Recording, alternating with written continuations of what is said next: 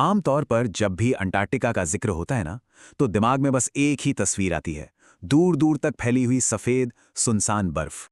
एक ऐसी जगह जहां किसी पेड़ पौधे या परिंदे का कोई नामो निशान नहीं है। लेकिन क्या हो अगर मैं कहूं कि इस बिल्कुल खामोश बर्फीली सतह के ठीक नीचे कुछ ऐसी रहस्यमयी चीजें छुपी हैं जिनकी शायद ही कभी किसी ने कल्पना की हो।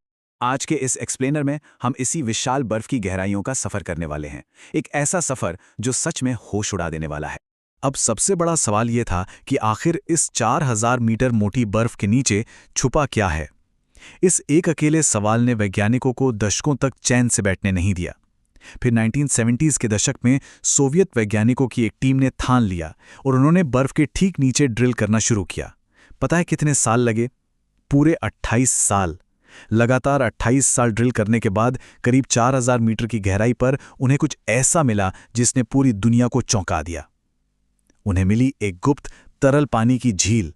और ध्यान देने वाली बात यह है कि ये झील पिछले 1.5 करोड़, जी हां 15 मिलियन सालों से बाहरी दुनिया से बिल्कुल अलग थलग थी।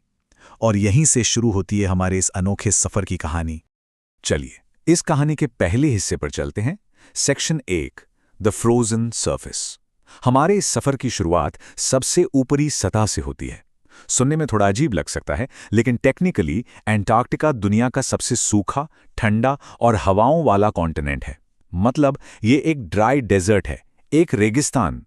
यहां साल भर में मुश्किल से कुछ सेंटीमीटर ही बर्फबारी होती है। और ये बर्फ कितनी गहरी है? 4000 मीटर। सच कहूं तो इस स्केल का अंदाजा लगाना दिमाग को हिला देने वाला है। इसे ऐसे समझिए, अगर हम यहाँ की बर्फ के सबसे मोटे हिस्से का एक लंबा टुकड़ा निकालकर जमीन पर खड़ा कर दें तो उसकी ऊंचाई लगभग माउंट किलिमांजारो के बराबर होगी। या फिर ऐसे सोच लीजिए कि दुनिया की सबसे ऊंची इमारत को 6 बार एक के ऊपर एक रख दिया जाए। एब्सोल्युटली माइंड ब्लोइंग स्केल है ये।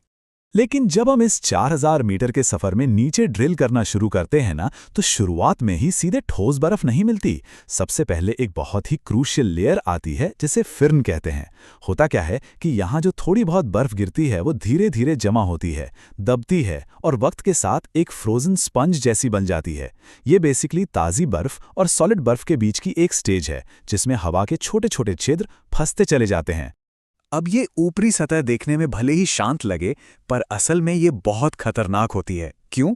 क्योंकि ये विशाल आइस शीट चट्टानी जमीन पर बिल्कुल एक नदी की तरह लगातार बहती रहती है। इस फ्लो की वजह से बर्फ खिंचती है, सिकुड़ती है और कई बार अचानक स्नैप हो जाती है, टूट जाती है। और इसके टूटने से बर्फ के ठीक नीचे विशाल छुपे हुए गड्ढे यानी क्रेवासेस बन जाते हैं।